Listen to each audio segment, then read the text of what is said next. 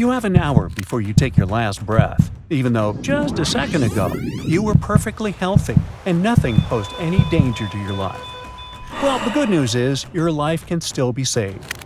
Effective antivenoms are available, but if you choose to neglect the sting, you'll bite the dust for sure. This camouflage artist is the world's most lethal fish. In total, there are around 1,200 venomous fish on our planet, but the stonefish is the toughest one.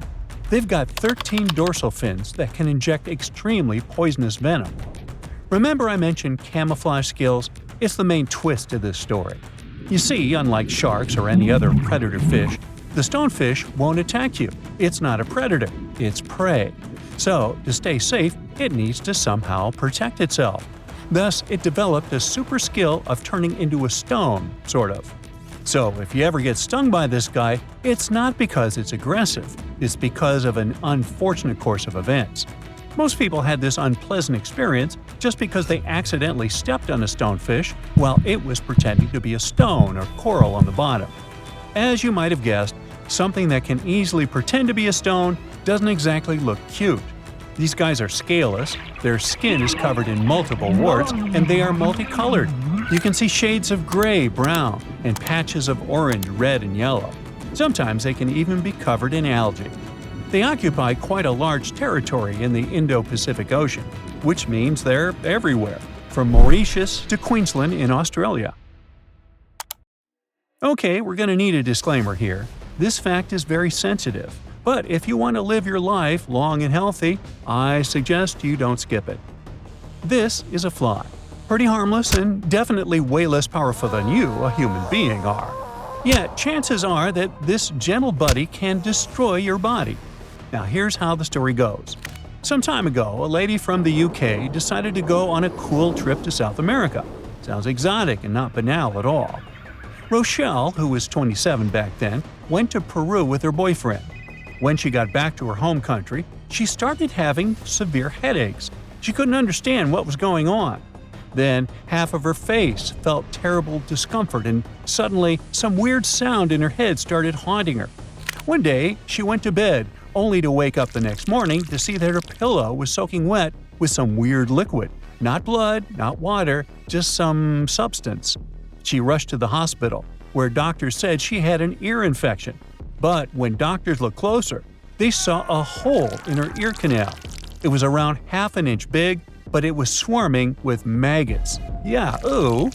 Now, Rochelle was lucky. The emergency brain scan showed no major damage whatsoever. The eardrum, blood vessels, facial nerves, they were all right. The big question was how to make the maggots leave poor Rochelle's ear. We all get it, it's pretty tight inside the ears, and even small forceps weren't very helpful. So to save the lady, the doctors decided to use olive oil. They expected the maggots to drown, and indeed 2 maggots did. Yet there were 8 more. The most horrifying thing was that the lab analysis showed that a New World screwworm, that's the official name of the fly that interfered with Rochelle's health, had laid eggs in the ear canal that the maggots were chewing. But how on earth did this happen? Well, while she was on vacay in Peru, she once walked through a swarm of flies. One of them got into her ear. She shooed it away, but it had more than enough time to lay eggs inside. Doctors helped Rochelle evict the unwanted guests, and luckily, there won't be any long-term consequences. But we all get it that it could have been much worse.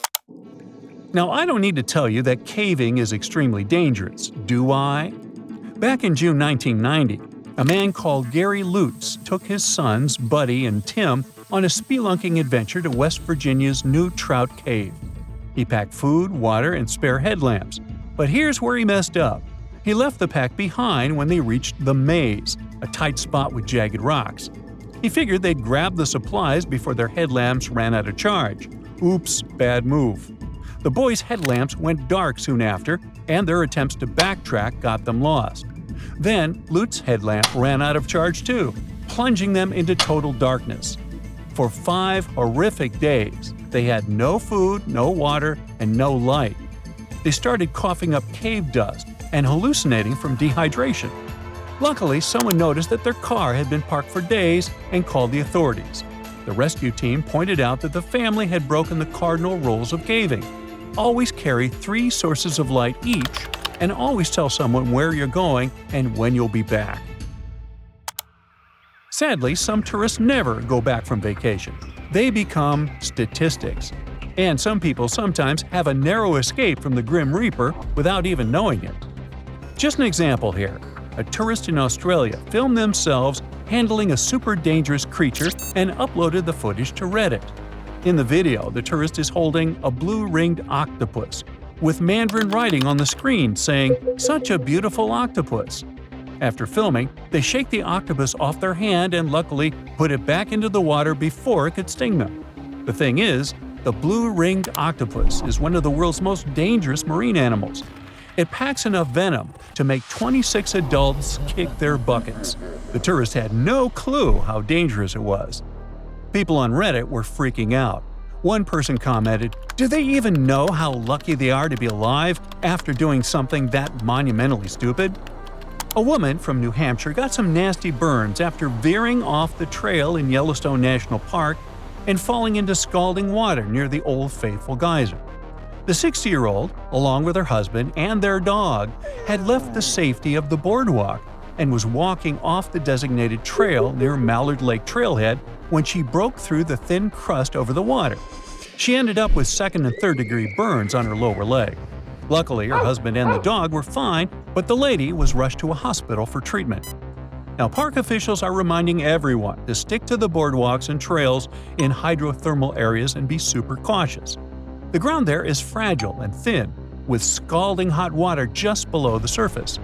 Pets are allowed in some developed areas of Yellowstone, but they're not permitted on boardwalks, hiking trails, in the backcountry, or in thermal areas. Hot springs in Yellowstone have injured and made people meet their early demise more than any other natural feature. At least 22 people have passed away from hot spring-related injuries since 1890. Hey, what's cooking? Oh, it's you. Jumping off a bridge into a river filled with crocodiles. What could possibly go wrong? Turns out, a lot. One New Year's Eve, Australian tourist Aaron Langworthy decided to try bungee jumping off a bridge that connects Zimbabwe and Zambia, right near Victoria Falls. It's a 360-foot drop of pure adrenaline. But for Langworthy, things went sideways when her bungee cord snapped, sending her plunging into the Zambezi River, which is known to be home to plenty of crocodiles. Now, Erin herself says it was a miracle she survived. When she fell, she blacked out on impact and felt like she'd been slapped all over, but the cold water shocked her back to consciousness. Now, it's easy to judge tourists for taking risks like this, but bungee jumping has been a thing at this spot for over a decade, drawing more than 50,000 tourists each year and bringing in much-needed revenue for both Zimbabwe and Zambia. The authorities claim bungee jumping is safe. The probability of an accident like Erin had is 1 in 500,000 jumps. So I think Erin should go buy a lottery ticket.